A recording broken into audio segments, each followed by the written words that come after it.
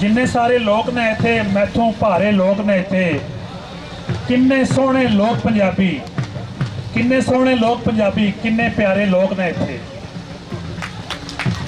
हसनैन भट्टी साहब तुहाडियां मुहब्बतां दा बहुत शुक्रिया। हसनैन भट्टी साहब मैनू पिछले 3-4 साल तो कहते हैं बड़े बार कट च आना तुसीं, लेकिन मेरी नलायकी कि मैं मिस कर जाता रहा। तो कल इस अज तो मैं कोई 10 दिन पहले उन्होंने कहा कि इस दफा तुम मिस नहीं करना है भी, तो मैं कहा जी इंशाल्लाह हाज़री हो जाएगी।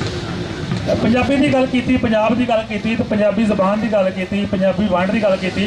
चंद दिन पहले मुल्तान साडे सियासी जमात के लीडर ने गल कही थी कि सूबा बनाओ पंजाब का।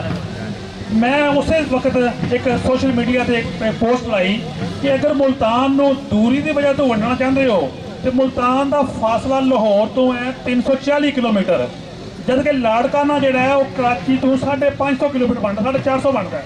दूर तो वो है। फिर तरक्की देख लो तुम, मुल्तान का की हाल है तो लाड़काने का की हाल है। अगर तुम वंडना चाहते हो तो उन्होंने वंडो जिथे तरक्की नहीं हो रही। बाकी मुदस्सर भट्ट साहब सामने बैठे ने, मैनू पंजाबी का बार बार कहते हैं कालम वगैरह अनुवाद करता।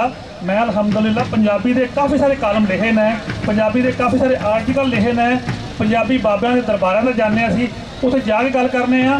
मेरी उर्दू की किताब आई, वो काफ़ी सारी पसीराई हुई, लेकिन मैं जिथे जाना मैनू कहते हैं पंजाबी शायर तो पंजाबी नाल मुहब्बत करने वाला। ये मेरे ख्याल च मेरे वास्ते एक एजाज़ है कि मैनू मेरी धरती की जबान नाल पछाणिया जाता है।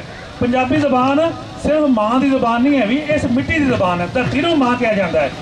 साडा पिछले दिन एक कॉलेज से साडी तकरीर सी, उत्थे साडे दोस्त ने कहा कि जबान मिट्टी तो निकलती है।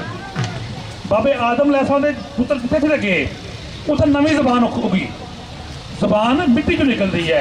ये धरती माँ की जबान है। तो पंजाबी जी है ये 200 साल तो स्कूल तो बाहर रहने के बावजूद भी अज भी पेशावर तो लैकर दिल्ली तक ना सिर्फ बोली जाती है, समझी जाती है, बल्कि आम लोगों की रोटी पंजाबी ही पंजाबी है। उन्होंने तुम जिस तरह लहजे मर्जी बदला लो, लहजे का फर्क नहीं होता भी। असी गुजरात की कर रहे हैं, असी गुजरात ये कर रहे हैं, किसी कॉलेजा जा रहे हैं, असी यूनिवर्सिटियां जा रहे हैं, असी महल्लियां जा रहे हैं, बैठकों जा रहे हैं। असी किसी को गल कहते नहीं है कि पंजाबी माड़ी जबान है या पंजाबी को खतरा है। पंजाबी को कोई खतरा नहीं है भी। पंजाबी जबान इस मिट्टी की जबान है, इस धरती की जबान है, ये वारिस शाह की जबान है, ये बाबे बुल्ले शाह की जबान है। इन्हों कोई खतरा नहीं है भी। खतरा सिर्फ उन्होंने लोगों को है कि जेडे इस मिट्टी को पैदा हुए, इतों इज्जत मिली, उन्होंने इस मिट्टी का वफा ना की।